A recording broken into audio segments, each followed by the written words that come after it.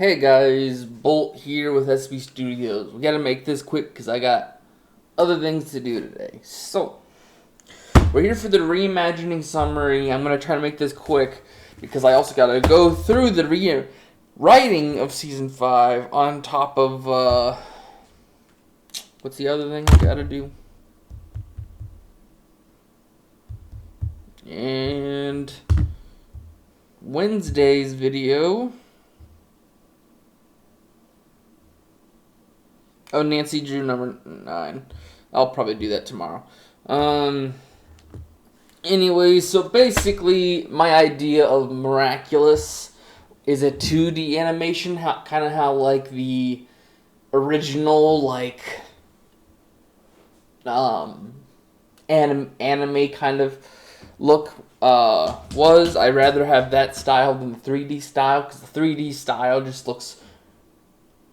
It looks good in every few episodes, every blue moon nowadays, but it used to be pretty good back then. Also, because a lot of this stuff has to do with a little bit more, it gets into a bigger, mature audience, so a PG-13 would have been a better, so that way you can have a little bit of swearing, have a little bit of a blood, someone punched Chat Noir in the face, he gets a nosebleed or something, or bust a lip, stuff to at least kind of put a more realistic and more, like the fact that they're fighting for the Miraculous every single time they get into it with Hawkmoth, make it more of a close call feel if they get injured in it. So in the beginning of the series, of this rewriting series, they start at 9th grade. That way they're 14 going on 15. That way it kind of gives them a good age. Originally I put them at 13, but I feel like that's a little too young to give. Well, it's already too young to give 15, 16-year-olds the Miraculous, but 13-year-olds are a little far. So anyways, going on to the next one. Alright, here comes the long talk. So basically, originally I gave you in the first 4 seasons of rewriting, I gave you dates, I gave you space, I gave you reasonings. Basically how an episode of my rewriting went is I would redesign some of the villains, go over actual reasoning for the fights. I'm going to try to, but it's more to point out what each episode does for the story. And then I might pop in end credit scenes to tease the next episode. Anyways, Origins and Stoneheart, a 2-part introduction instead of a finale. A finale, because it looked like they were trying to reveal that Gabriel was Hawkmoth, but I think we knew that in the beginning of, in the middle of Season 1. So it feels like all the big, the only thing you've shown in a finale would have been how they got the Miraculous, which doesn't feel right. And in the episode 1 of the actual series, you get Stormy Weather, where they've been doing it for a little while, and Ladybug and Chat Noir's their superheroing as a partnership is already there alongside Marinette and already having a crush on Adrian and all that. Stuff already exists and you don't know the story behind it. You have to watch the rest of the series to understand it, and then you get an explanation in the finale, which doesn't. It feels like a good idea, but the fact that you just push it and shove it down people's throat, it's not so big of a realization. So throwing this in the beginning is a lot better for this story. We set up all the main characters, the main people we see, so we get to see the class that Adrian and Marinette are in. We get a little bit of their lives. We see that Adrian's a model. He's a little bit more well-known, but he was closed off, so he doesn't have a lot of friends except for Chloe Bourgeois. Marinette's a well-known, like, she's like the whiz kid who kind of, like, helps people and kind of knows a lot of basis, and people go to her for help.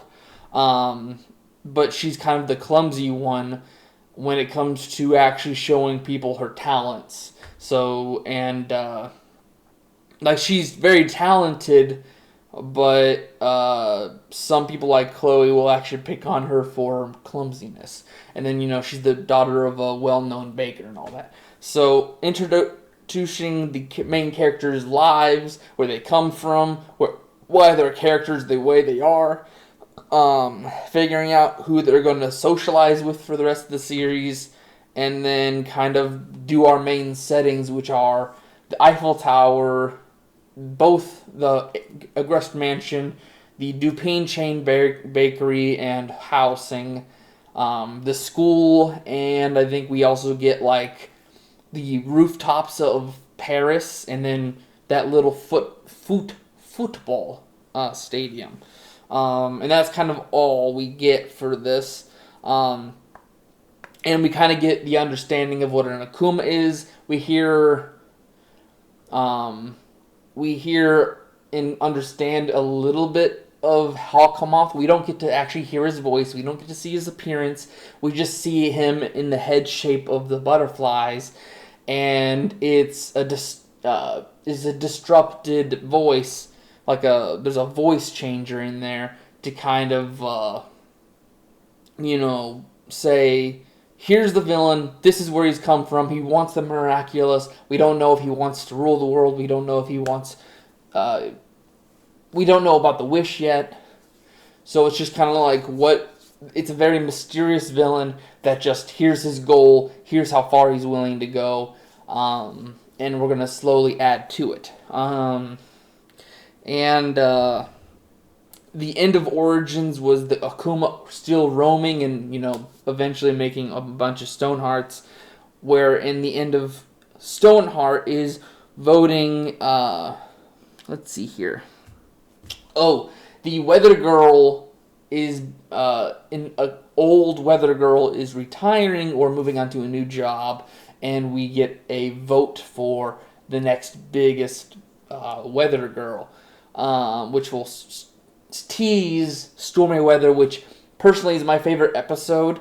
So it's very, keep this. Stormy Weather is my favorite episode, so it's not a lot of changes. I would suggest giving it from Stoneheart to Stormy Weather a month. So you give Ladybug and Chat Noir a month to get to know each other, to work together, to understand their mechanics as a team. Also, with the movie out, the Awakening movie, you can throw in those villains we didn't get to see in the actual series. Throw them in there to kind of give them some off villains to kind of say there were Akumas in between that month that they got used to. They started doing patrol and all that. Let's see here.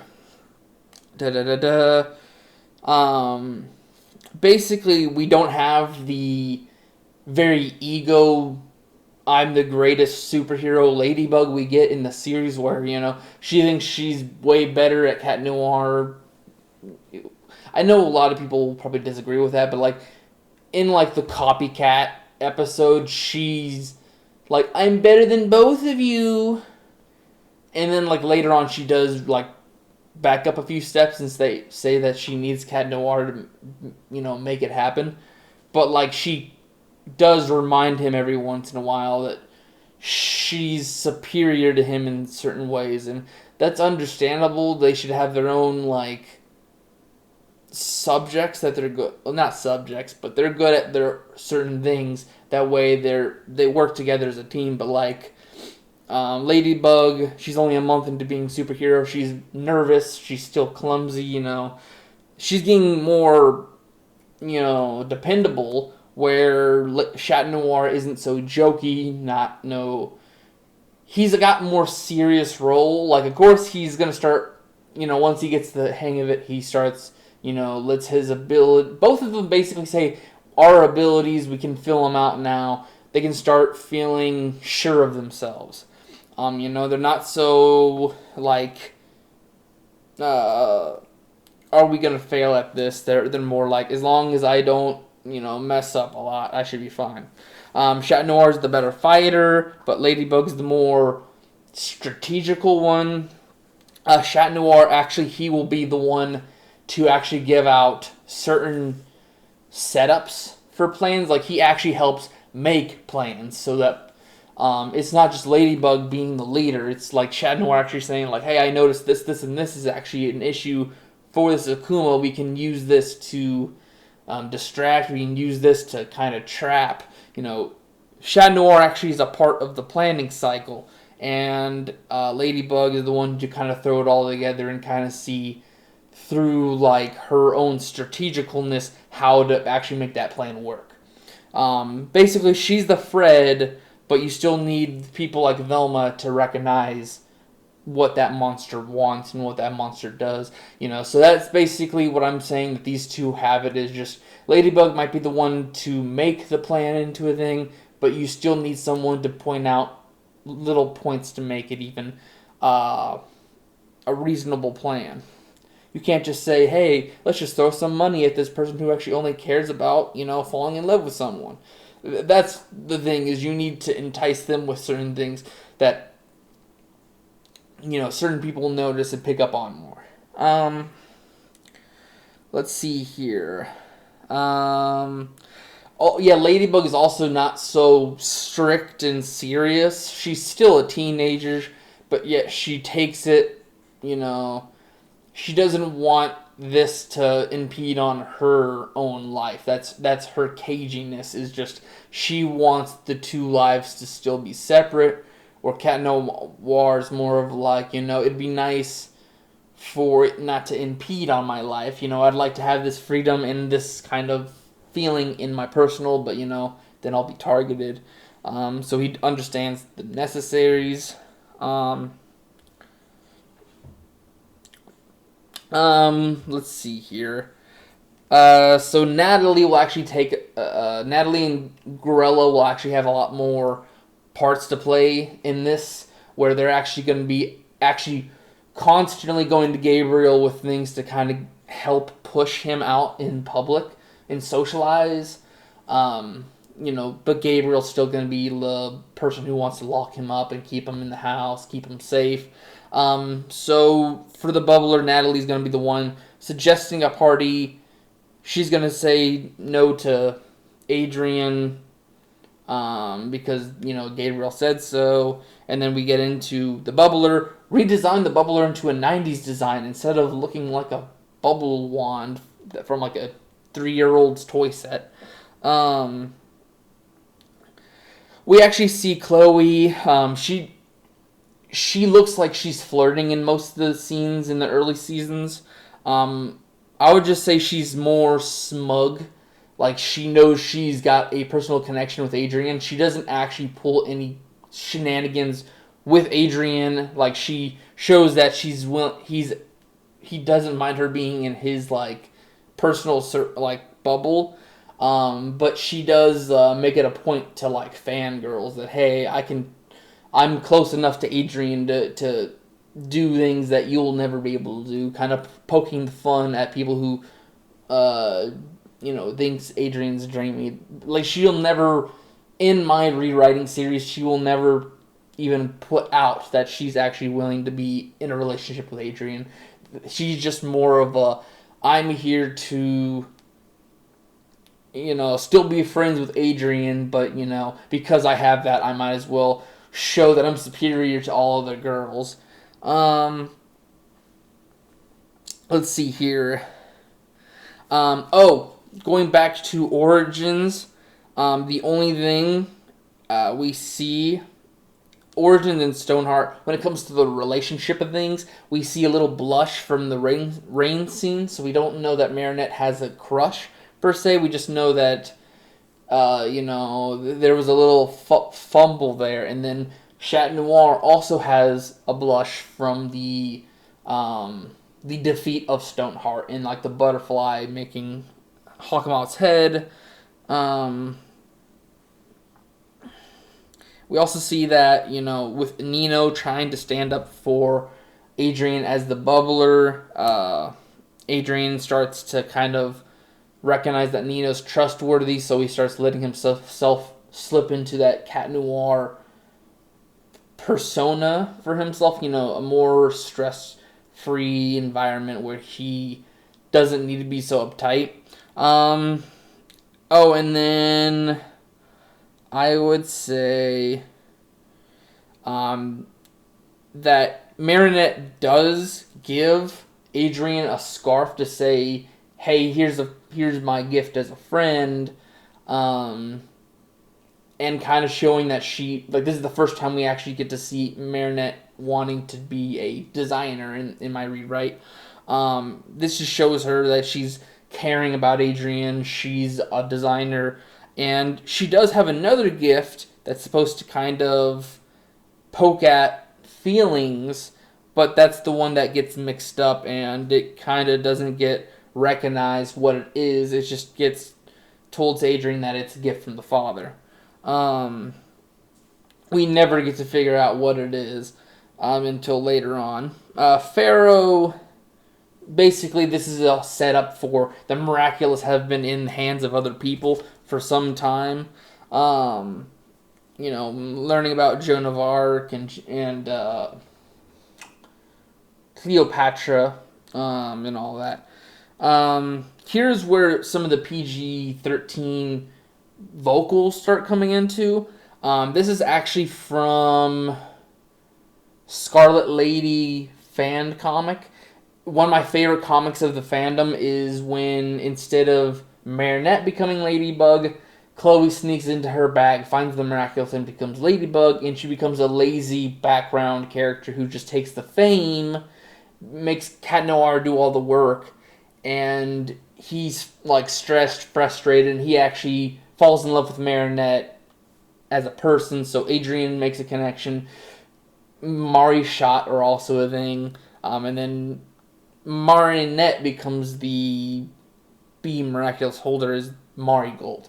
But anyways, in the Pharaoh version of their story, they have like a little like joke about when the Pharaoh's about to sacrifice Alia to make his beloved come back.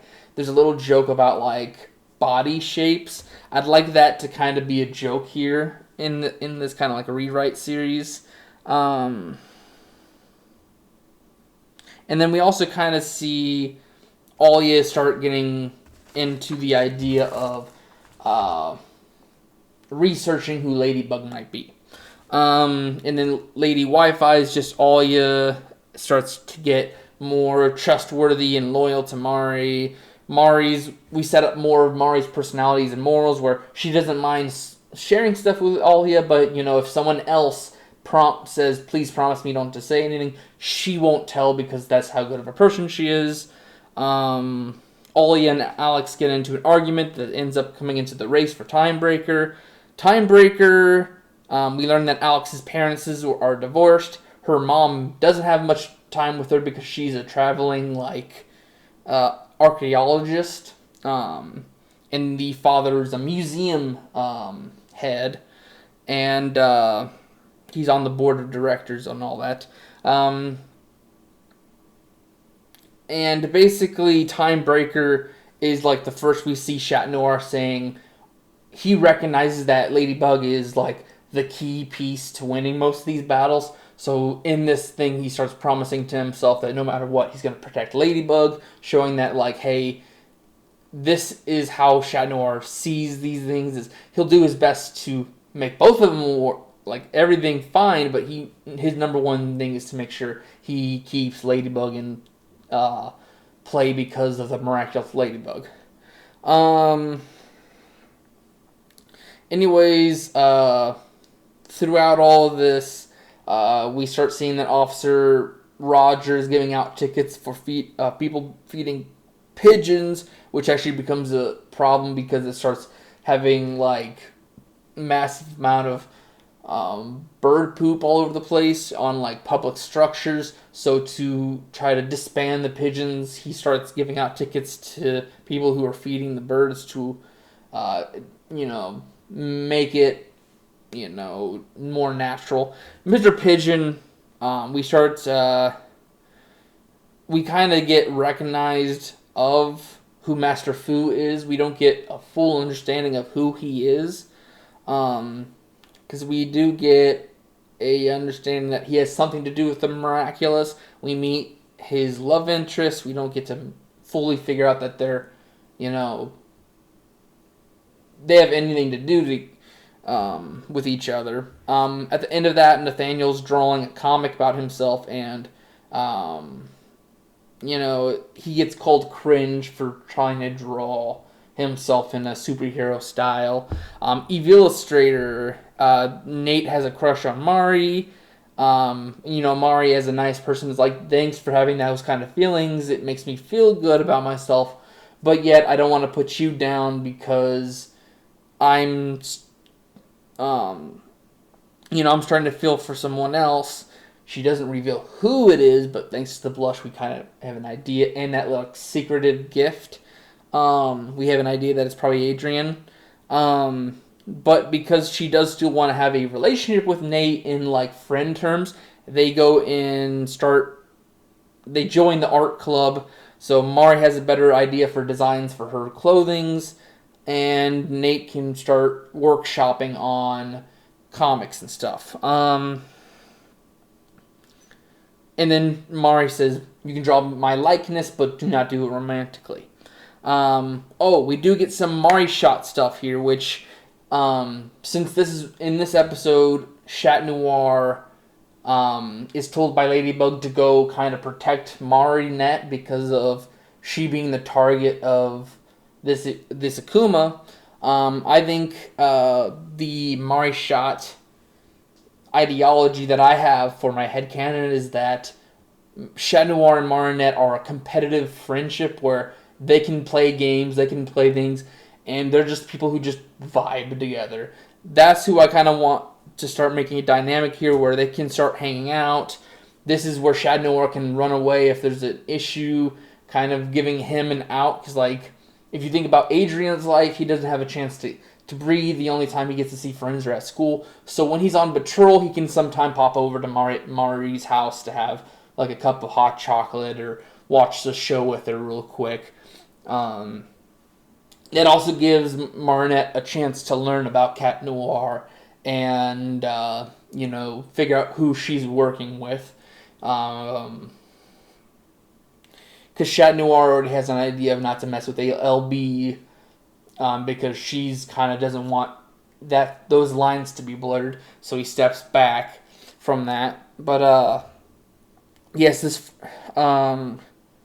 basically it lets them relieve stress of the hero side of things, just hanging out. So basically, I'm giving Mari shot as a friendship so that they can relieve stress of the hero part. Chloe gets a new bracelet. We have Roger cop the bracelet. The person who is framed to steal the bracelet is not going to be the Dupain Chains. It is stupid that, every time that an Akuma comes up, it has to do with Marinette. It's a stupid outing that the main character is always the issue in the point. I'd say anyone can be pointed because Chloe likes to bully anyone.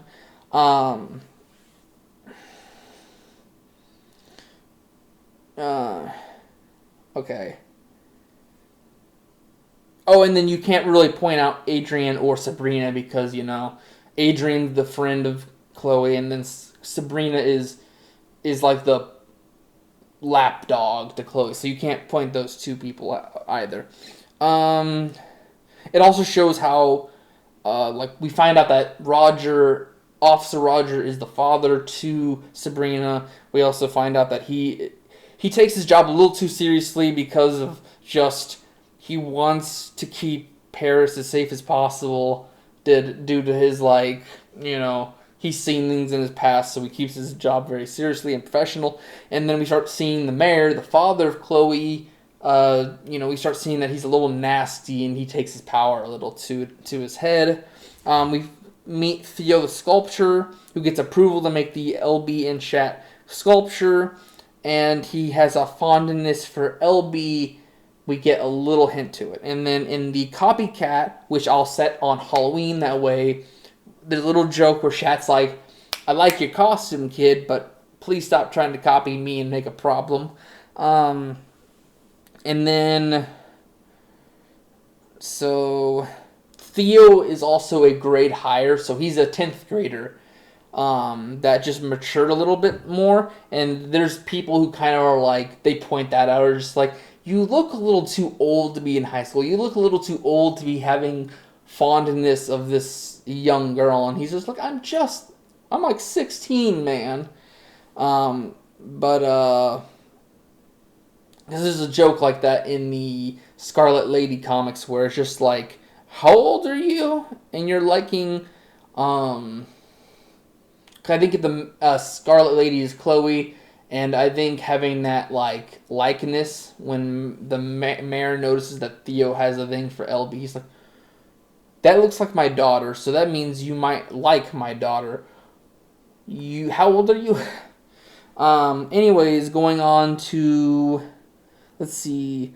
And then Shat kind of gives, he gets a little jealous that Theo gets to talk to LB on a more personal scale. So to kind of back him up, he kind of afterward tells him not to, basically it's just like Shat Noir acts out in jealousy of the fact that Theo's able to talk to LB about personal stuff, and he gets an answer where he doesn't. So because he doesn't know where this partnership's going to lead or if he can do anything, it's revealed that he does have feelings for LB at the end of this episode of Copycat, and he's like, okay, I should wait until Valentine's Day to find out my feelings. And then he kind of waits to figure out and understand his feelings before saying anything, just to make sure he doesn't break up a partnership and make it easy for Hawkmoth and then all of them to beat them. Okay.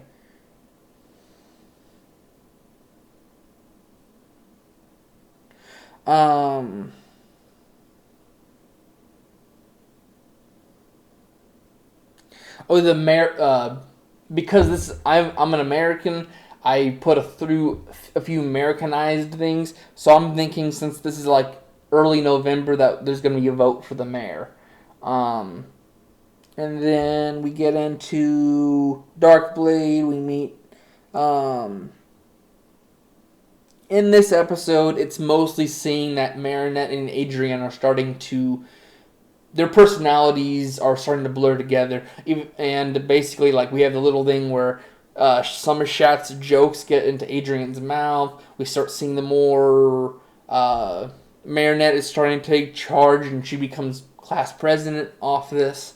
But, like, she's so confident in herself now, so she's able to take charge and help them. And both of them are able to take a leadership role and help out their classmates to safety during the Akuma alert. And then they tease the film festival for Horrificator. Basically, Mari's feelings aren't very developed at this point. She just sees Adrian as a friend. But Horrificator kind of changed that, because they have the film festival, Mari and Adrian are going to do that kiss. And because they're so close to kissing, Mari starts to notice that there is a pretty, like, she notices she does have feelings for him, and she starts getting a little, she starts to fumble around him a little bit more, because she doesn't just, tweak out just because she's around him. It's because of that idea of a kiss and how close they were. That's where her embarrassment and stuff comes from. So now there's a source of why Marinette is clumsy around Adrian. She's confident now that she has, like, that LB backup, now that she has that life experience with being LB. So her confidence is normal, but only reason she stumbles around Adrian is because this kiss from Horrificator. And then we don't have a teaser because this is the mid-season finale. We're doing in the Christmas special for Santa Claus. And and this dives into more of an Adrian-centered. This is Adrian-centered. It shows more of Adrian's life. It shows that there's no one else around because his friends are doing their own family thing. Both the body gorilla and Natalie go on their own family kind of trips. And even though Gabriel's the only family, he still gets busy with work. So Adrian's alone for Christmas. And it's revealed that we don't know that Adrian's mom was gone this entire time. So it's revealed in the Santa Claus episode for my rewriting that Adrian's mom has been missing since early of this year. So this is the first Christmas without Mrs. Agrest. So that means it's pretty fresh in Adrian's mind. He's still developing he's still trying to heal emotionally, but he's not trying to let it affect his friendships and his actions as Cat Noir. And then we actually, by the end of it, a big part of this is like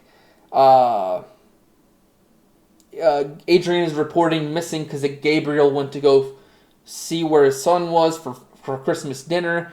He sees that he's missing. They go on. The entire neighborhood goes on an alert for him. And at the end, all his friends and all the friends come to the Agrest Manor on Gabriel's behalf, and they make a huge family dinner. And Gabriel actually is in person. Like, this is the first time we see Gabriel. We don't see him any other time. We just see a text. Or we hear the one side of like Natalie or Adrian's side of the conversation. So this is the first time seeing Gabriel, and he's like actually grateful that his son is okay. We don't see the hardened. We hear through conversation that Gabriel's a hard butt, but this is actually him being a father in this episode.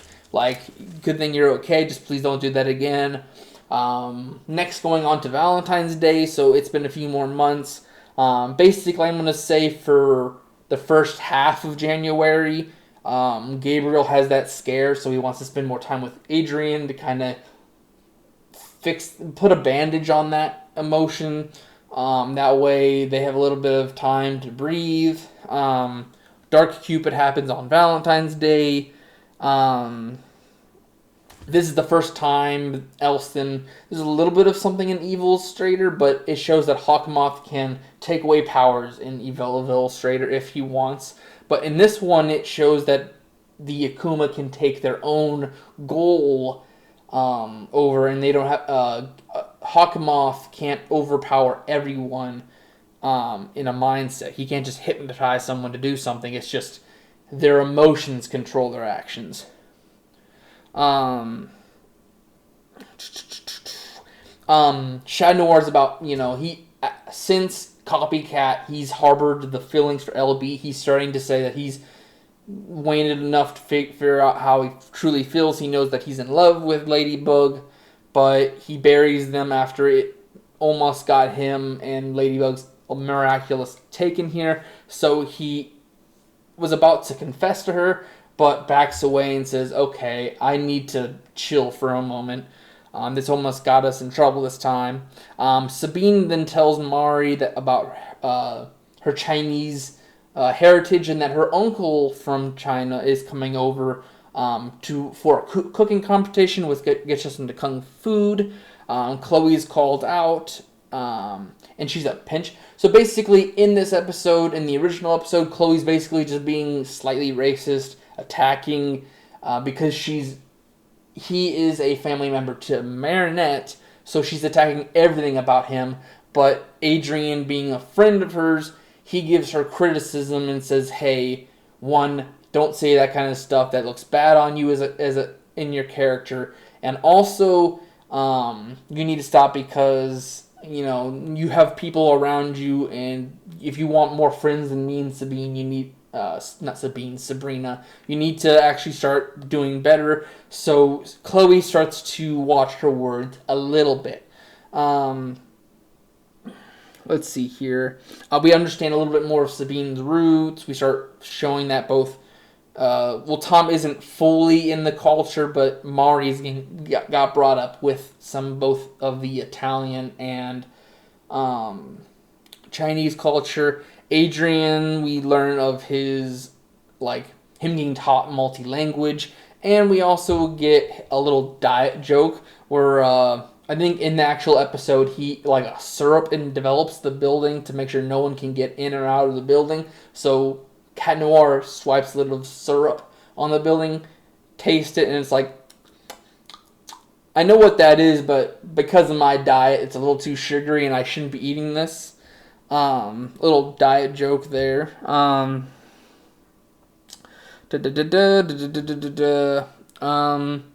then we learn that Max is preparing for a gaming competition. We go to Gamer. Gamer has a redesign for the 0 and 1s, like a coating for his glasses.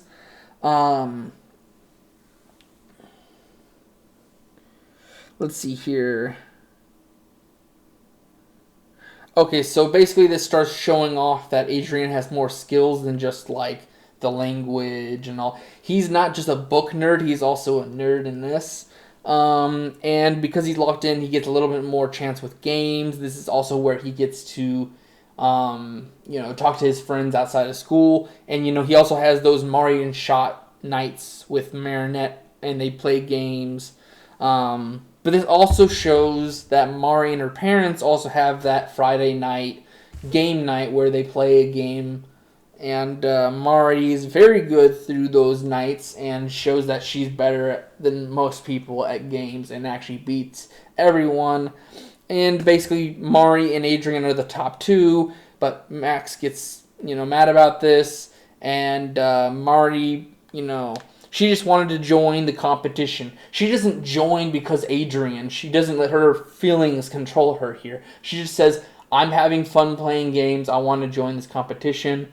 Not everything has to be about lovey-dovey stuff. She actually is like, I am into this thing. But because she sees that Max was very passionate about it, she backs out. After the whole issue is done.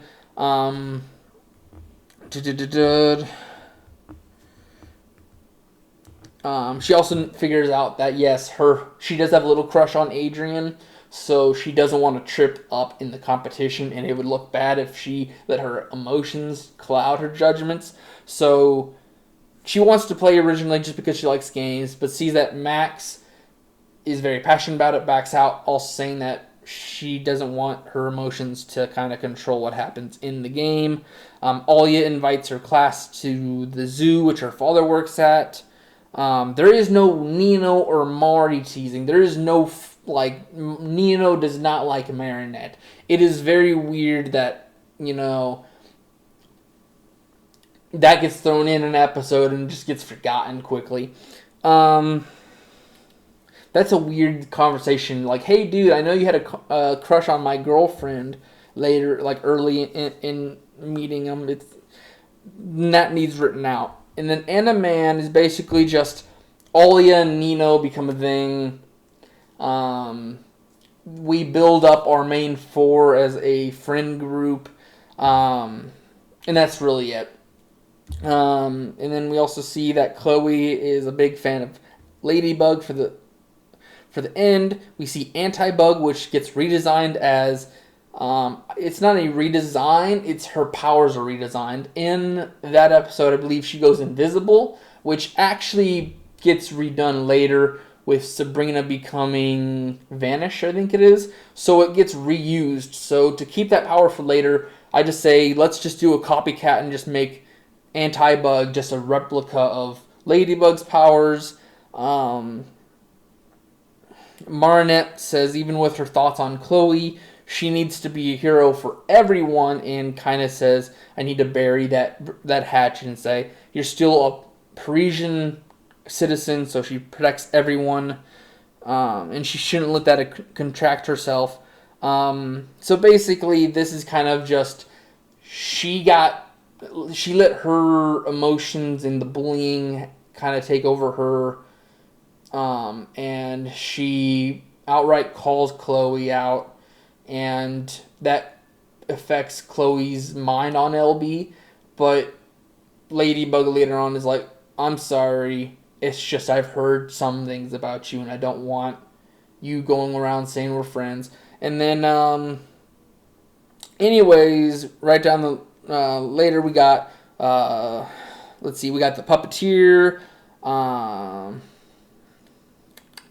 Not much happens there else in Manon. Just her mom works all day, so she doesn't get to have time with her. We move on to Reflecta, which class pictures. Chloe's jealous of.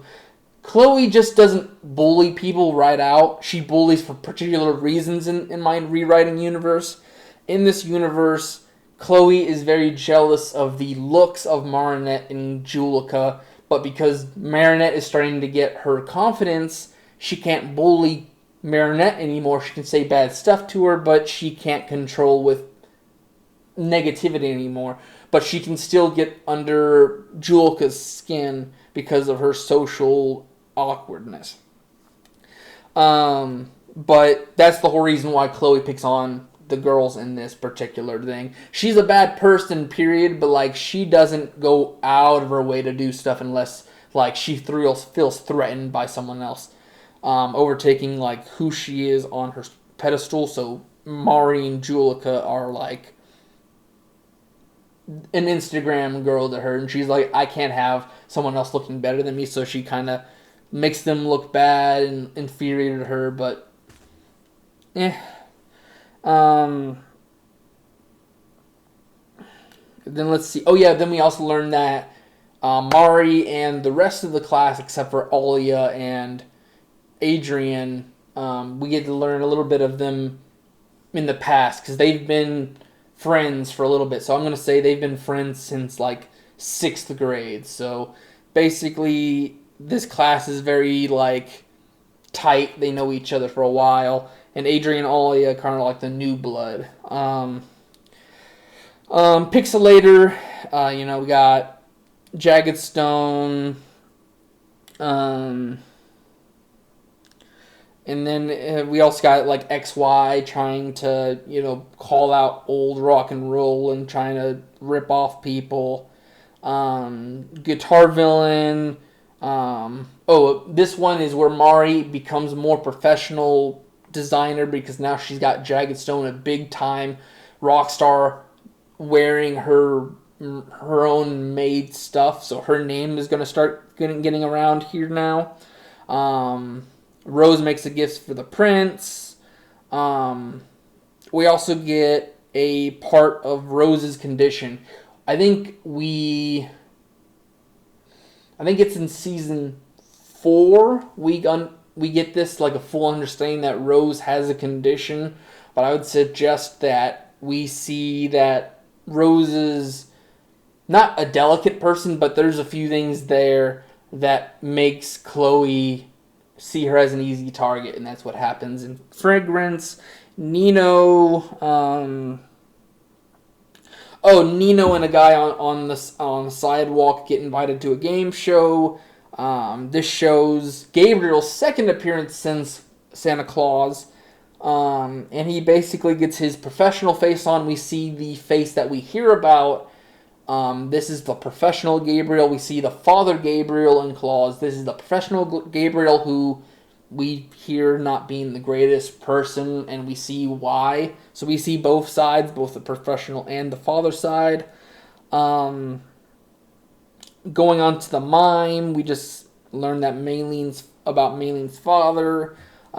This also explains a little bit of Maylene's character. Basically, her father's a actor and has all this stuff to show his art form and express himself in this manner, which tells Maylene to find her passion in a way to show off how she's passionate about things. 1 second, I gotta go charge my phone.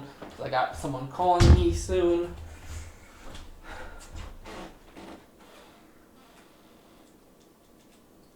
So basically, Maylene gets passionate about nature, so she starts to do a tree hugger personality and any kind of nature she wants to uphold and kind of show that nature is beautiful in its own right. and it shows where she got this ideal from. We meet, season 1 finale, finally. I think we can start ramping up speed here to finish it by the end of the hour.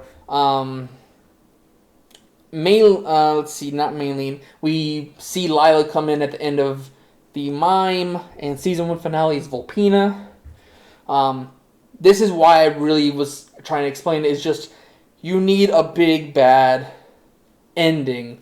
So the fact that this is a new antagonist that actually can mess with stuff is a good finale for it. So Volpina being the very last episode makes it a lot better than showing the origins of our heroes and already known Gabriel being Hawkmoth. We also see too much of Gabriel to not know that it's not Hawkmoth at that point. And at this point, Hawkmoth is not shown in appearance, so it's just we don't have his voice or his appearance to go off of, so we can't match the two. We can kind of hear we get a little bit of the visual of like the contact. He contacts the Akuma victim, and we hear like a echoey voice, but we don't get to hear his full vocals, so we can't connect him to Gabriel at this point. So we learn that Lila, how big of a liar and how strong her lies can be in this episode.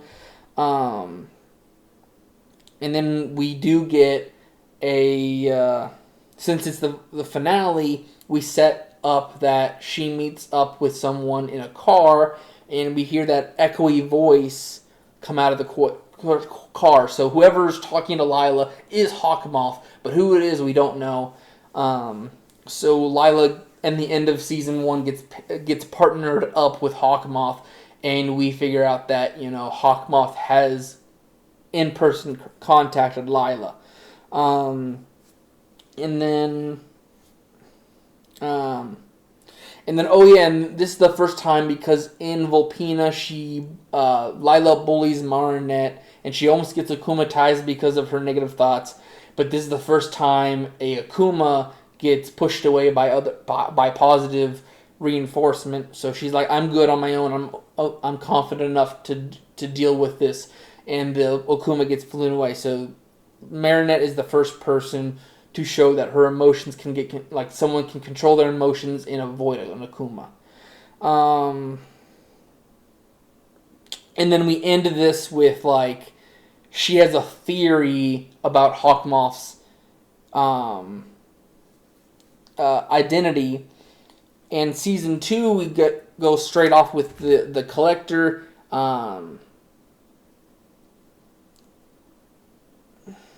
Let's see. In this thing, we see that Adrian actually we actually get a full episode with Gabriel in this, and with Lila knowing of having personal eyes on Ladybug and Cat Noir, she's told Gabriel before this, hey, they might be onto you. So Gabriel throws together a plan to frame someone, but he isn't Hawkmoth, so divert expectations. We show Adrian gets a little emotional as Cat Noir. He kind of uses the persona to burn a little bit of his frustration and stress using Cat Noir. And then this is the first episode. So season 1, season 2 premiere, we get the full on reveal that Gabriel and Hawkmoth are the same person, by showing that he has the pendant of the butterfly, and we get to see the Kwame of the pendant, but we still don't get to see his outfit.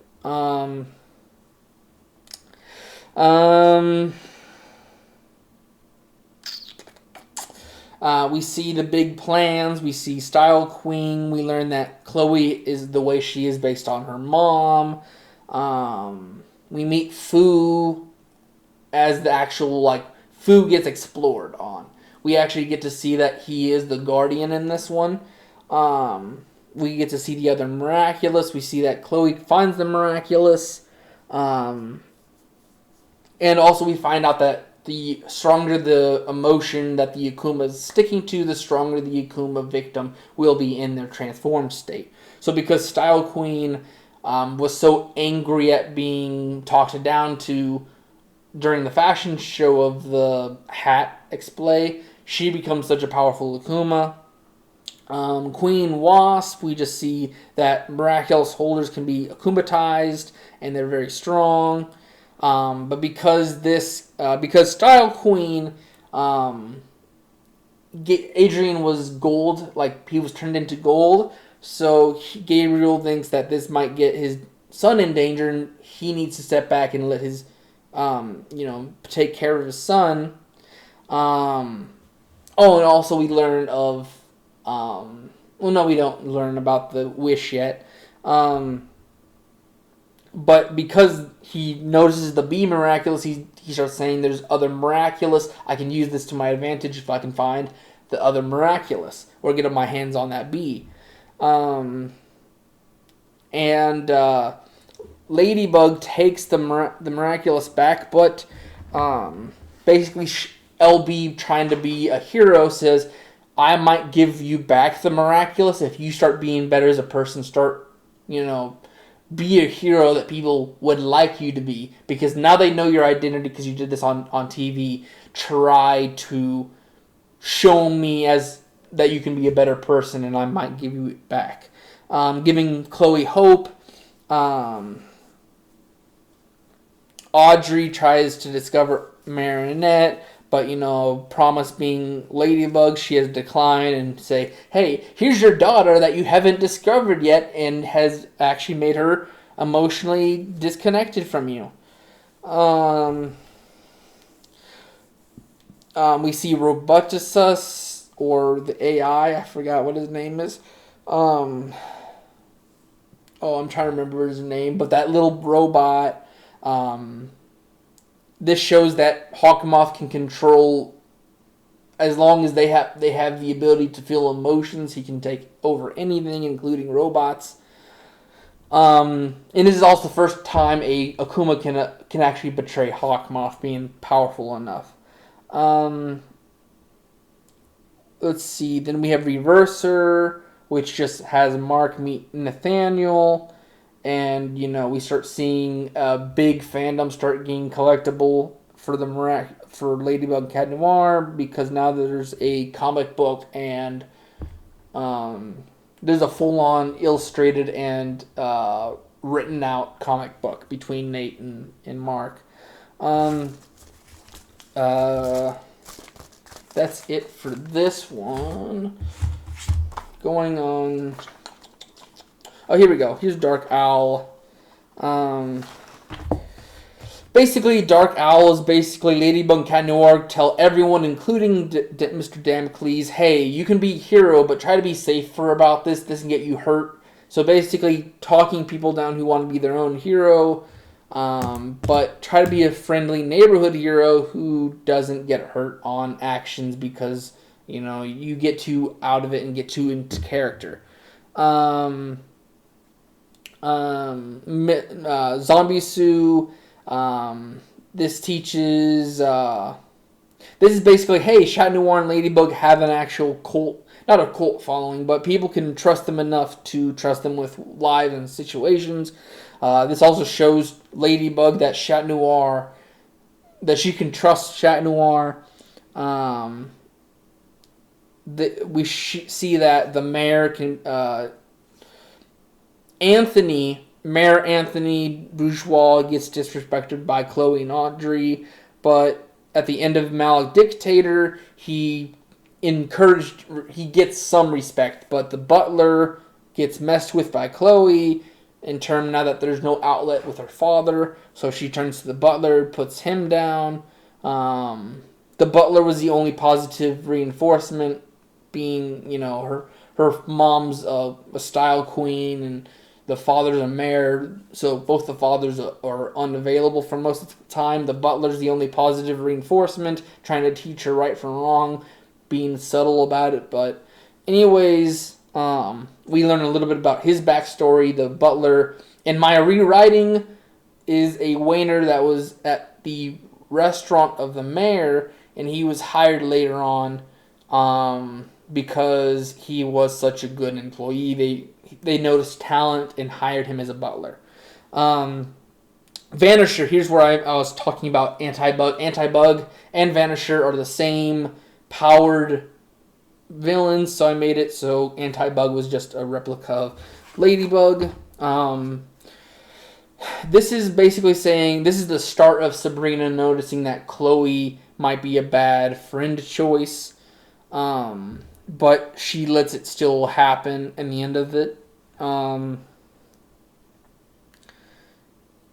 So they think through all this stuff that Chloe's going to notice it, but she still kind of gets comfortable with how she's been treating people. So Chloe doesn't take treating someone like Sabrina to heart.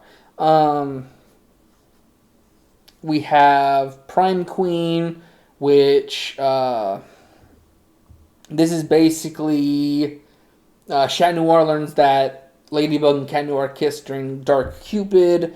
Chat purrs and tries and almost drops the ball with his feelings with LB with that train scene. And LB actually laughs at the idea of people suggesting they be together. So there being a Reddit out there that there's an not Lady Noir. Well, I think that would be what it would be called, Lady Noir, the actual relationship name. So she puts it in light, and Chat Noir starts to...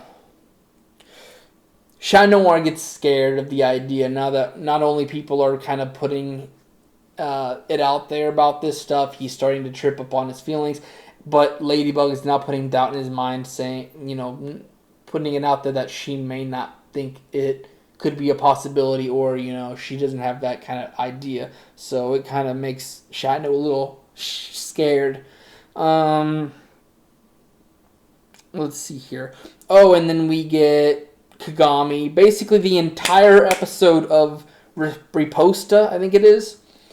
We only get to see Kagami in her red fencing outfit, and because a fencing outfit is padded, you don't get to see any figure or anything. And I'm going to say that Riposte, the Akuma version of Kagami, will be a very gender-neutral look. So you can't tell if it's a male or female, but because it's, Adrian thinks it's a guy the entire time, and then at the end, it's revealed that Kagami's a girl. And basically... this also explains a little bit of the Kagami background, like the high society background. So basically, it's a little surprise, and this not only gets Mari nervous that Adrian's getting noticed by people that are of his social status, but also by someone in his kind of classes, so she thinks she might lose the chance to confess to Adrian before she can get the confidence to do so. And here's where, basically, after being able to mull over after Prime Queen, Chat Noir thinks it's a good time to bring up his feelings to Ladybug in the Glacier Tour. So basically, Marnet is very hooked on the idea of Andre's ice cream because her parents went to that ice cream place on their first date, and they've been together ever since. So she wants to use that to kind of fall in love with Adrian. But basically, it's a very domino effect of an episode. Basically, because she gets so hooked on the idea of having ice cream with Adrian and setting up this perfect soulmate bond, she forgets about Patrol, which makes Chat Noir upset. Chat Noir doesn't have the chance to confess to Ladybug, which makes him depressed for the next day, which makes him lie that his father says he can't go. Then that makes Marinette sad, which now she puts doubt in the idea of the ice cream, and that puts Andre at terms, which puts him in a kumbatizable situation. And both of them are on rooftops being depressed, and then they do a Mari Shat thing where it's just like, oh, hey, friend, old buddy, and they basically confide in each other. And because Chat Noir does have a relationship with Marinette, it makes sense to slip that he has feelings for Ladybug and how deep they go. So let's see here. With Ladybug as Marinette being told of the emotion connection. Let's see here. Basically, it's kind of like Ladybug starts getting confused about their partnership, but like they still operate good. And because the grand gesture for Chat Noir still happens. He showed Marinette the start of the gesture, and after the de-akumatization shows the grand gesture to Ladybug. Ladybug does say, hey, there is someone in my heart right now.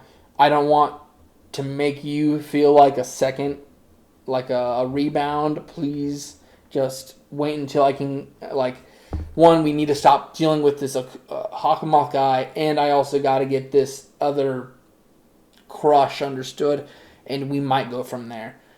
She doesn't give him full hope, but just says, let's deal with life that is punches us in the face right now.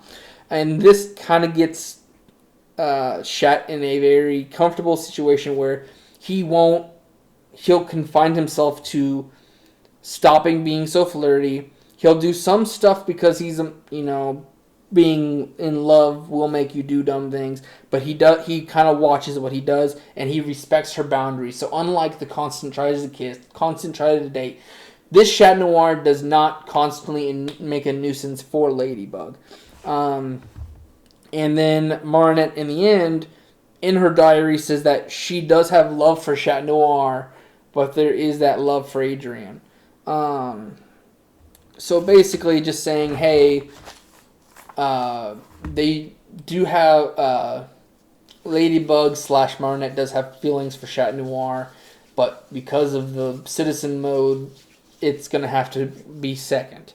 We go to Bafang, which we just meet that Marinette's grandparents are divorced, the grandma's out traveling, the grandpa's nowhere to be seen, and basically it's just like grandma comes back, gets told by Tom, her son, that have some time with your granddaughter, and she doesn't remember that it's her granddaughter's birthday, so they're going out having time together. Grandma wants to be around the grandchild as much as possible, but Mari is in knowing that it's her birthday and wants to go on her birthday party that everyone's doing as a surprise, but she gets a little too obsessed with the idea and kind of snaps at Grandma, which, and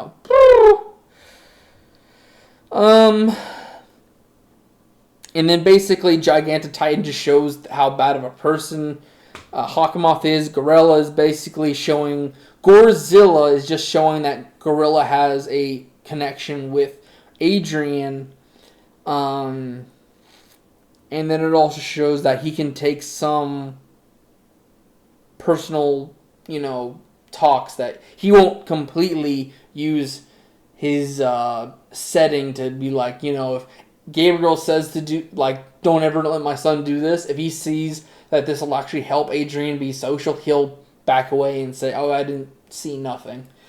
So it shows that Gorilla actually has some investment in Adrian in this.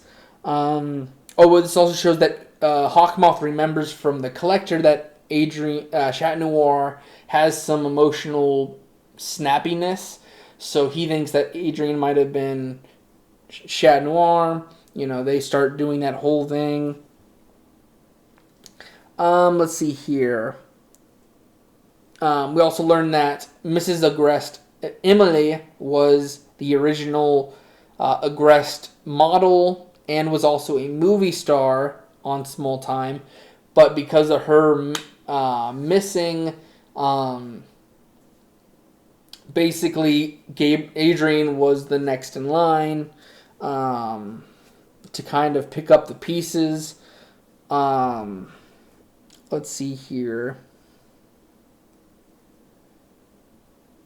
Oh, and then because there's that Adrian and Marinette running around scene, Adrian does start noticing that he has a stronger and a lot different of a connection. It isn't just platonic. He notices that he has feelings here, and he says he thinks it. But I think the Akuma. I think I said the Akuma happens. Oh, so basically he starts to think through the Marinette and him being together, and then Ladybug, he's like, okay, I can't start going down this path because I might have second thoughts when it comes to Ladybug. So I need to get that sold out. So now it's a full-on love square, and they're all in some kind of emotional investment with each other. Just, how's it gonna go? We meet Julica's mom, who was an ex-rock star who is on a houseboat. But due to her, I think it was a violation of like trash or something like that. I'm just thinking like a usage of a dock would probably be the thing that a mayor and Officer Roger would have a problem with. We meet the Julica's twin brother Luca. We find out that Luca and Julica's father has left when they were before they were born. And that's really all. It's just like, hey, here's Julica's family. They don't have a father because he's a runoff. We learn of there's Frightened Gale. Marinette and Adrian are about to mask up. Oh, actually, they do mask up, but because their masks are magic, their appearance doesn't look the same as they were as an actual Miraculous looks. So you can't really tell fully that they are who they are, because it's kind of like that. Like I was saying, the DC has that spiral effect. That's kind of what the magic masks do. So, oh, and then you can see this on merch and other pictures that their faces look different in all aspects.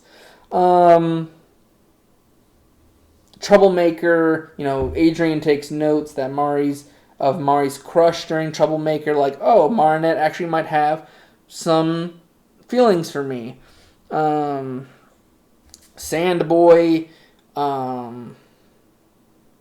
Marinette's nightmare isn't Adrian falling in love with someone. It's the fact that she might let someone down as Ladybug. So, a Chat Noir who doesn't care for her. Adrian's still, scared about being isolated and, not being able to see anyone else. We see the other Kwamis. Hawkmoth learns of the Guardian and the other Miraculous.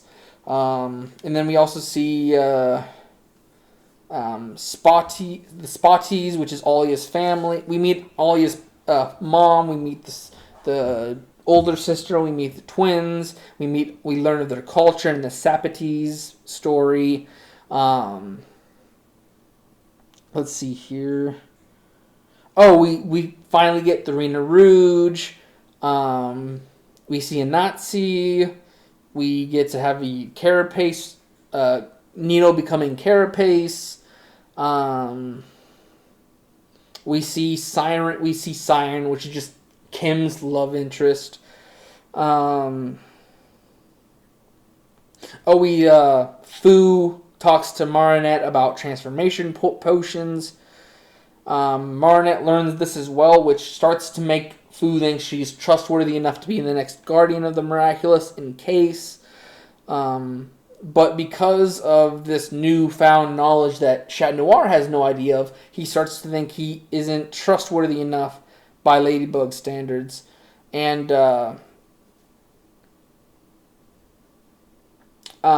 Fu does not come to Adrian at this point. Fu comes later to Adrian. So right now it's just Adrian is out on the outskirts of Fu and Mari. So Chat Noir later has a reason to be mad. It's just not episode to episode. He gets pissed off by a reason and does like a grumpy person. Chloe tries to take down an ice rink. That makes Frozer happen. Kagami and Luca come in with their own feelings for Marinette and Adrian. And this makes, Marinette and Adrian confused because not only are they, I'd say, yeah. They're in love with people they don't know and can't do anything about, and they're in love with people that, so Adrian is in love with Ladybug but can't know their personality until after Hawkmoth, so he might as well explore something else. He wants to explore something with Marinette, but because of friendship, he doesn't want to do anything there. Marinette wants to be with Adrian, but because there's such a bad barrier there for her emotions, she can't do anything about it. And then with Cat Noir, kind of same issue, identity and Hawkmoth. So they think about maybe getting with Kagami and Luca in this part. And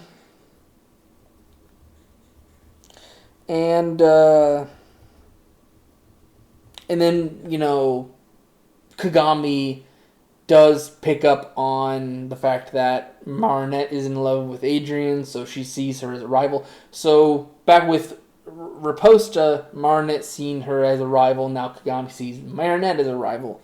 Luca does take notice that Marinette does have a crush on Adrian, but he's kind of chill about it. He just says, things happen, things will happen. And Adrian is more go with the flow, sees what's going to happen, and wants to take, and will eventually try to give Kagami a chance. But Marinette is kind of in a very confusing state between these three boys. Here we go. The season 2 finale, Heroes Day. Shat's going into the finale angry because he's not feeling like he's getting trusted by Ladybug and this Guardian fella. Heroes Day is the 1-year anniversary of Ladybug and Chat Noir. So now we're in the 10th year of their high school years. So they're 15 going on 16 in this one. We have basically, let's see here. Natalie's revealed to be Gabriel's partner here. We find out that you can power up. Hawkmoth becomes Scarlet Moth. Let's see here. Oh, we have a little PG-13 joke with the Weather Girl who becomes Stormy Weather. Does a deodorant and lighter to make a homemade flamethrower to stop the akumatizing her, because Stormy Weather is a very powerful villain. You don't want her coming up on Heroes Day. Then let's see here. We learn that we learn about the wish between the Ladybug and Cat Noir Miraculous. We learn that Gabriel's trying to do this for his wife who died because of the Peacock and Miraculous being cracked. We see Mayora. We know that Nino and Ollie learn each other's identities. To give Chat Noir hasn't brought up that he doesn't feel trustworthy enough, but Ladybug can't stop herself from letting, she's got to give some trust to Chat Noir, so she says, here's a Miraculous, please don't give this to Chloe. So this gives Chat Noir some relief, but not a lot of relief. And then eventually, in the end, we do see Chat Noir does come out saying, hey, I do have an issue with what's happening right now. I need a little bit of a talk of what's happening here. And the citizens come to help the miraculous heroes because now they don't feel powerless. These are heroes that they gave them enough courage to stand up for themselves. Oh, and then at the end, because Chat Noir revealed that he has insecurities, Marinette pleads to Fu to reveal himself. So, season 2 finale, we got a Chat Noir who feels like he's trusted between the miraculous giving and Fu coming out. He feels like he's in the fold again. I'm going to try to make this quick. Gamer 2.0 redesign. The coding is on his suit now. But between Ladyblog comments, news, articles, and a little bit a part of the Gamer 2.0 where Ladybug takes over the lead in a game situation, Chat Noir starts to put down his own abilities, thinking he's just the sidekick. He's just there to kind of be a tool. So he starts to kind of put himself down, and he has self-doubt starting. Oni-chan, basically this is the start of Kagami being jealous and all that. And basically this also shows that Adrian and Kagami don't understand romance. They kind of just use reading material and shows to understand it. Kagami does reveal her feelings to Adrian. Adrian starts thinking about it. And Marinette already knew about the Kagami and Adrian thing, but we also see, we have that little moment where Chat Noir, instead of pound it, Chat Noir goes to help Kagami, so Ladybug actually starts having a little bit of jealousy for not only Adrian, but now Chat Noir. My kitty might be lost to the Ice Queen now. Oblivio, just Adrian and Adrian and Mari can develop feelings without memories, so they're met for each other. Just identities make it a problem. Silencer, Luca reveals his feelings to Marinette.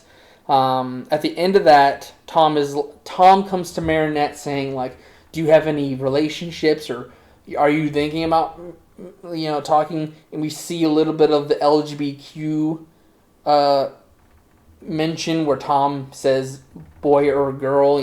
He's okay with his daughter dating either which. We get a little bit of a PG-13 show there. So basically it's just the dating scene is starting to get very big in season 3. Where Dad, basically Mari's shot become a well-known part to the parents. Now he come on a regular basis, as long as it comes to the front door and it's not so late. And then let's see here. But Tom does catch them in the act. I think that they're together. Then let's see here.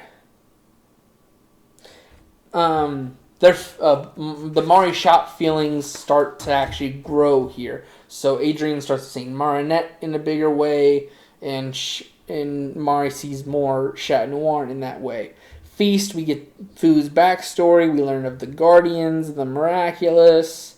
Fu gains confidence in more of Adrian and Chat Noir. We learn the reason of the breaking of the peacock and the missing, both of them missing. We get a full understanding of why Emily went and disappeared. And we also see that Natalie's starting to have the same fate. At the end of Feast, Guardians return, and Fu gets his staff back. So in season 4, the original Guardian of the Miraculous box we know for now mentions that every single person who even starts the training as a Guardian gets an apprentice staff. And he calls Marinette out on this. So Fu having the staff now is able to store it in a locker. And basically, at the end of season 3, when Fu forgets who he is and leaves Marinette to be the next guardian, he leaves a staff so she has one. And the previous guardian does explain to him, well, to her, how to use it. 1 second. Okay, I'm sorry if you hear anything in the background. I had my friend on talk. I got to make this quicker. So now there's a staff for later on. We have Chameleon, which is just Lila and Gabriel starting to understand each other and starting to conform a plan for Scarlet Moth to come back, which, we'll see later. And Ministro, which is the Ladybug and Chat Noir movie.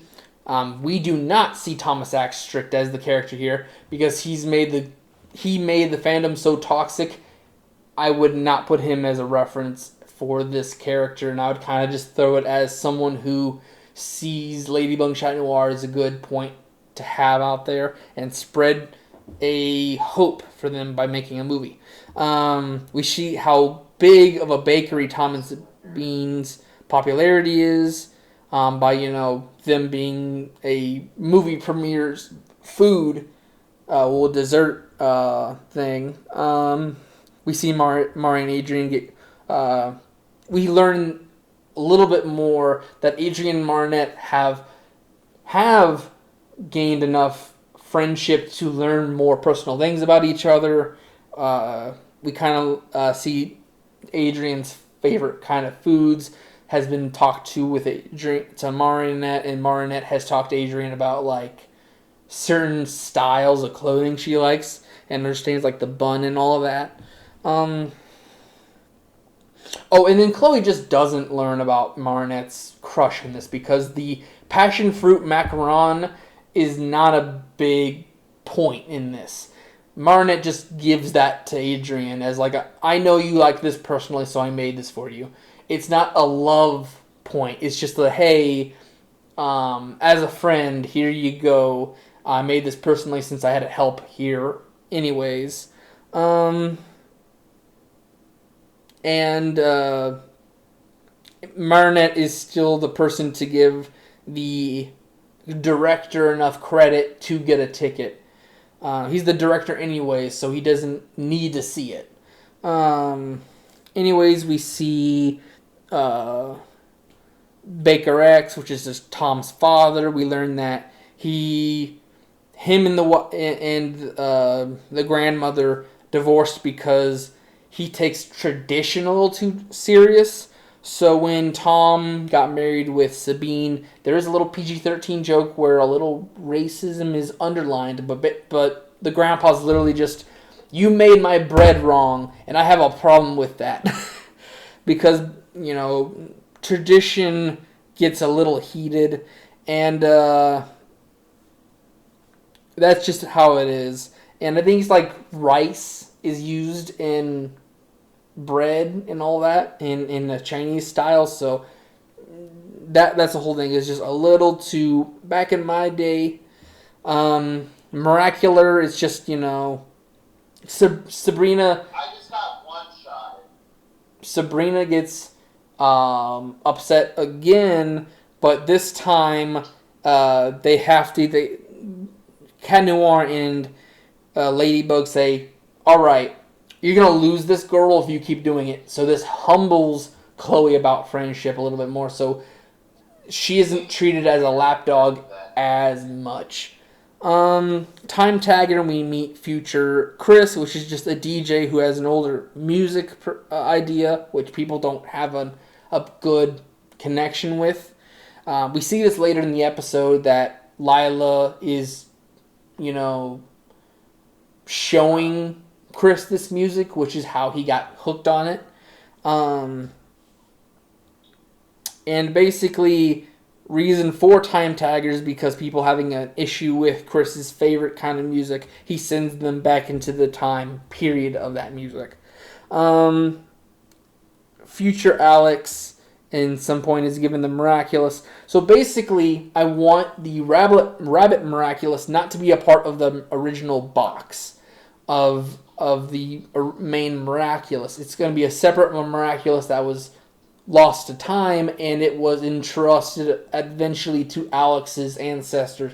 And it's a family heirloom that's been passed down generation to generation. And at some point in the future, Alex's father, Alex's mom will give her the watch of the Miraculous, of the rabbit. And, so basically, I want it to be a little different. Future LB, basically we see the season 4 design, but with wings. We see future Chat Noir, but with more green outlines. He has no belt, and his belt and tail are more tactical and more suit understanding. He doesn't have a leather interior anymore. And then we also learn that Gabriel will not be Hawkmoth for long in the future. And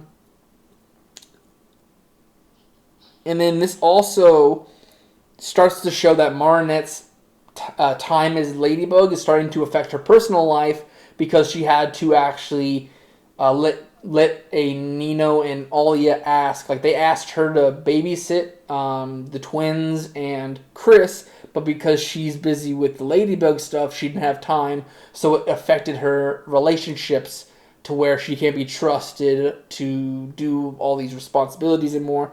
So this is now going to be given to Lila as a more responsible person than she is.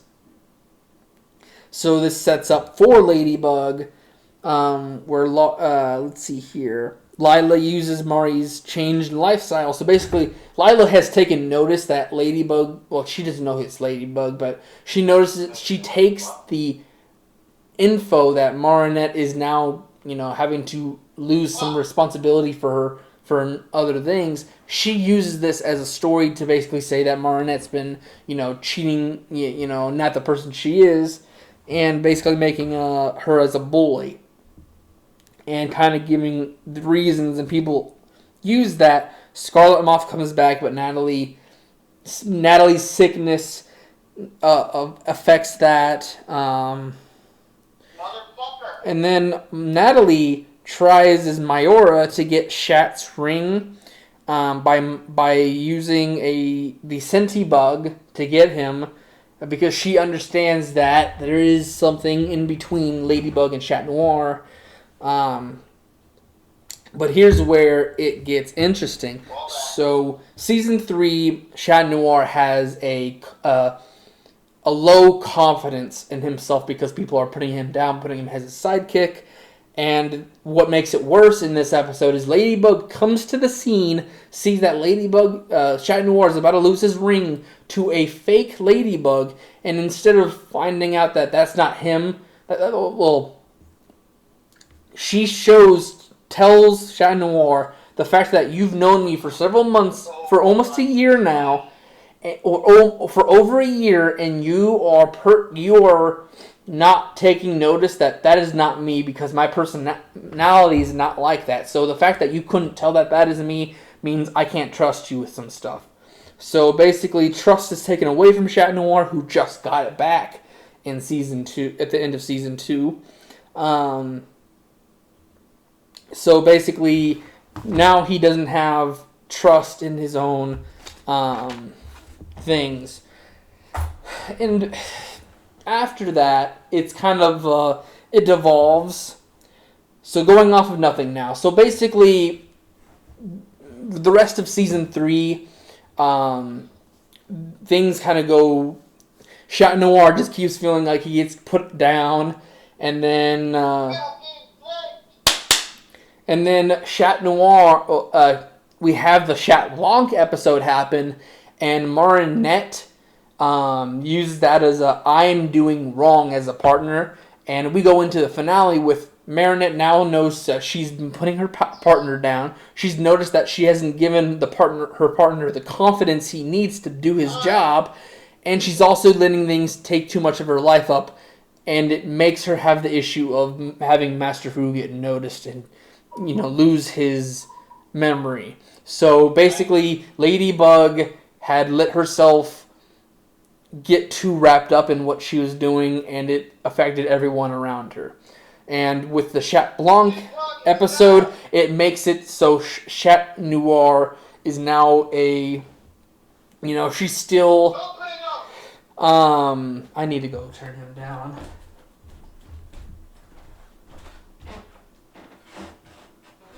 Okay, sorry about that. Anyways, she sees, like, of course now she's a guardian, so now she needs to take the responsibility on. But at some point, she knows that she's got to go and talk to Chat Noir about issues. So going into season 4 is a very styled mess because season 3 was a setup for more Miraculous. It also shows that Chat Noir needs to be built up eventually. I'm too close. So basically it's an exploration of... So season 1 was just bringing the characters to their relationships are... Oh, hold on 1 second. Okay. Sorry, I had to go to the bathroom. So season 1 was basically, hey, these are our characters. Here's how they get feelings for each other. Here's where their personalities as superheroes start to come together. This is how their the lives start to blur together, where their hero persona starts affecting their lives as their personal life starts affecting their or their actual hero parts. Where, like, hey, I actually have emotional connection with these people. It makes an issue in actual fights. Season 2 is a build up to the issues with having those feelings, and it makes them have to hold off on it. So basically, season 1 is the development. Season 2 is the we need to keep this stuff in check so we can continue being heroes. Season 3 is the... It is a... Season 3 is showing Ladybug and Cat Noir that their personal lives, if they don't keep hold and watch what they do, it can start to affect others, and it can negatively affect them in huge ways. Season 4, I'm going to make this quick because we're at an hour and a half. Season 4 is a very big thing because it's... Ladybug is now the guardian. At the end of it, she still gets the Miraculous taken from her. And I think season 4 should be a learning experience for all characters. Season 4 is the issues where we see little issues with all the characters. Luca puts too much relaxation, and he kind of lets everyone go as long as it doesn't, like, hurt the people he loves. He doesn't care too much for himself. So when it comes to the Truth Seeker episode, he starts noticing that he does have issues with not knowing and not having actual stances on things. So he needs to go see who his father is, have time with his father. Julka needs to be more self-reliant. Rose's issues... She doesn't have a lot of issues. It's more of just she couldn't trust her friends with the information of her, with her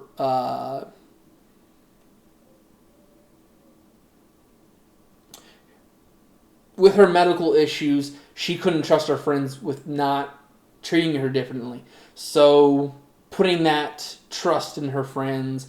Maylene and Ivan are just kind of having more confidence in themselves. Mark and Nate are more of showing getting out there. Like, they are confined to their own little circles of people. They need to get out there and show their ideas to others. So with their powers, like different abilities and all that. And then let's see. So Mark... Sabrina getting herself on a I can stand up for myself.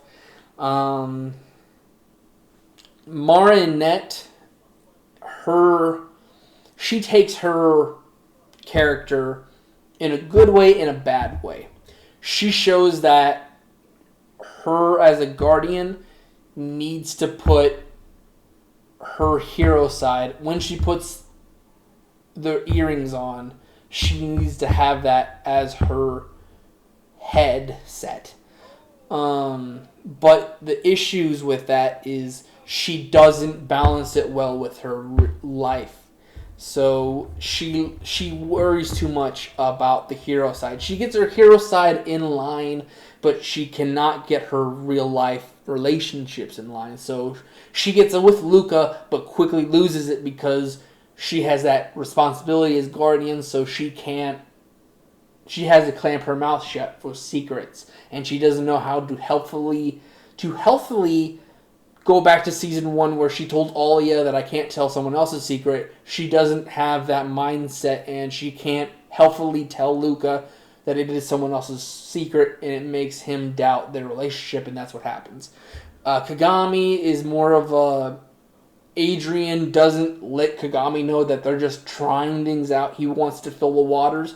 He kind of just lets things play out, and Kagami doesn't understand that it's a feel-for relationship. It's not supposed to be something you go hard in, and Kagami takes her emotions in the relationship and their time together a little more to heart, so her heart breaks a little bit more, and it kind of pushes Kagami to kind of a livid kind of position. So it's basically like improving the class characters. You got to put Chloe in her place by the end of season 4. Chloe will no longer be an issue by season 5. There will be no bullcrap in my rewriting. Chloe will not be a thing. She will be getting replaced with Zoe. So to introduce Zoe, she will not just be someone that teaches Zoe what's happening. I'm not even going to introduce them as half-sisters. I'm going to say they are full-blooded sisters that just, because Audrey has stuff in New York, that's where Zoe's been for a long time, and that's where their living setup has been. Zoe and Chloe switched places. Zoe will be now the child in Paris, where Chloe will be in there. So now it's a healthy situation by the end of season 4, where there is no Chloe. She will not be bounding on anyone's personal issues. So that whole end of season 5, where Chloe tries to hold stuff over people, that's not going to happen. I'll put Lila. Lila was such a big build-up, and then they don't use her in season 5. They use her sparingly to tease something. Go back to my summary of season 5. You'll see how much of a mess it is. Rewriting season 5 will be basically a brand new experience. So basically, that's my rewriting of season 1, 2, and 3. It's just actually putting thought into where these characters come from and just saying, all right, they're going to love each other. You basically made the concept without giving any explanation, and to build these characters so people actually can feel for them is what is wrong with Miraculous. Miraculous is treated as a love story without any actual occurrences to make it feel the way it is. Boy must love girl by end of series. That is what it is. And then you keep messing with the fandom by saying, oh, they love now each other, but guess what? I'm going to throw a retcon on it because the timeline has to come this way. That is the issue with it. So season 5 will be done very differently, but by the end of season 4, we will still have the Miraculous taken, because risk and strike back still happens, which still puts Marinette in a self-doubt position where now she needs to be reliant on her partner, and this also makes her come out more humble with Chat Noir. She actually this, with the risk she's taken in the loss of the Miraculous, she says this is the best time in season 5 to start showing Chat Noir some gratitude and stuff. So basically, season 1 build up, season 2 set up, and then season 3 will be the catalyst of what happens. And then season 4 will be, all right, we need to build our characters up. We need to get them to the characters they need to be. Because I will tell you where my thoughts are with where I want season 6 to be. Because season 6 needs to have a rehaul. You need to rehaul everything. So before we go into rewriting season 5 on Friday, I think most of the specials are the best writing that Miraculous has. Like having Marinette want to spend more time with Adrian and a country of her own culture is nice. Meeting someone new and, exploring a different power in that universe, or explaining there's more heroes than just Miraculous heroes, and expanding on the American side of things, and showing other places in the world. That's nice. And then showing a multiverse of like the different types of people, like showing Scarabella and Kitty Noir, or the Lady Noir and Mr. Bug being a thing. That is like an amazing thing. I think the 3 specials are good, and putting them as, I would say, put the Shanghai special not long after Kung Food. That way Marinette already knows about her uncle, but it doesn't impede on the story too much, because all it is that's another chance for Gabriel to take. There wasn't any really story significant points in that special. So it's more of like, you can probably put that... When was Kung Food? I'm trying to remember. I think Kung Food was like season 1.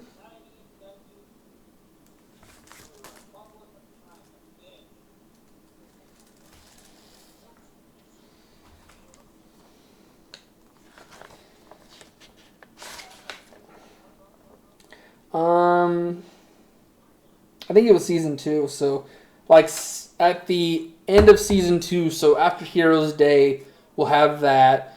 I'm gonna say it's probably gonna be best for. Let's see. I think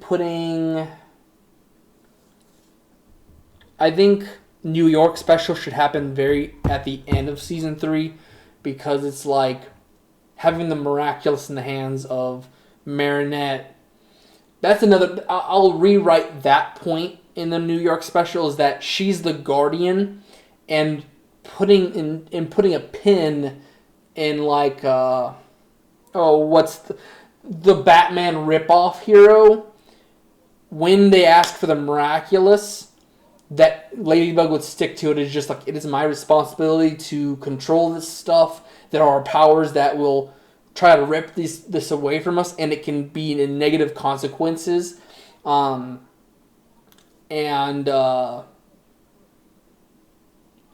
may have been a mistake, but we still did something. And basically, I would suggest, like, instead of Ladybug and Cat Noir trying to run away from the heroes, just say, like, team up. Make it a team up instead of them becoming the most wanted people in New York. Basically, just say, like, we're here, we are present because now there's a Hawkmoth issue. Is that we've sensed an Akuma here. That means there is Hawkmoth here. Hawkmoth is coming for something here. And then reintroducing that the Guardians are a thing, and, instead of just throwing them at there. So that's nice. And then I think this putting I forgot what the special is called, but the Shady Bug and Claw Noir, putting that at the very beginning of season 4 is probably the best thing, is because that's a power dynamic that's changed. It puts the characters in an emotional state, and it also explains how Hawkmoth can get the multiverse. So basically, everything's fine for the specials except for New York special. I only had a problem with, like, Ladybug and Cat Noir not explaining to themselves, like, adults putting, like, the teenage heroes as a problem. It's like, why did you bring teenage heroes in the first place if you see them as too of a problem? So basically, it's just like, once one mistake happens, they fix the mistake, but because one mistake happened, you try to do it. That's one problem from New York Special I cannot deal with. But still having that little Cat Noir issue, because putting it at the end of season 3 puts Cat Noir in a emotional state where a cataclysming them puts him in an issue where he thinks he can be dangerous. That would be a nice thing. And that would lend up to it. So, yeah, that's what I'm going to say, is just like, season 1 happens. That's setting up the characters, showing where they get to. Season 2 is exploring the love square and their others, and kind of how they are as characters instead of just in presenting it. At the end of season 2, have this Shanghai special. That way, the world starts to get bigger. Season 3 happens, making it to where there's consequences to the actions of these heroes. And having the New York special, but in a more, hey, we're here to help fight Hawkmoth, who's come to this side of things, and exploring the world more is nice. And having season 4 where characters can have a higher development, and having the two main characters put a sideline where their issues are working out slowly in the background, but having the side characters who are going to be big Miraculous team members in the future, showing them that they are better as people and have fixed their own issues through their own adventures away from the hero's persona, makes it healthy. So season 4 is mostly putting Adrian and Marionette to the side and just introducing the other characters and how they grow is a good point. And then replacing Chloe with Zoe so we don't got to deal with Chloe ever again is nice. Recognizing that Chloe's an issue in the beginning or the very end of season 4 is a recognition by most that, that's an issue. So going into season 5, we have the Shadybug and Claude Noir special, perfectly done. Ladybug did lose the Miraculous. Cat Noir is still dealing with issues of cataclysming people and feeling like he's a sidekick. Season 5 will have Ladybug pick Cat Noir up from that mindset where now she will rely more on Cat Noir for an emotional support person and the person able to put a crutch under her, where Cat Noir is going to be the person putting confidence back into Ladybug. And I think I'm going to structure it a little bit different, but I'll be there in a second. So I'll see you guys Friday for the rewriting of season 5. I'm sorry for almost 2 hours worth of content, but and then I'll see you Wednesday for the first episode of Mystery 9 for Nancy Drew. So I'll see you guys in the next one. Bye-bye.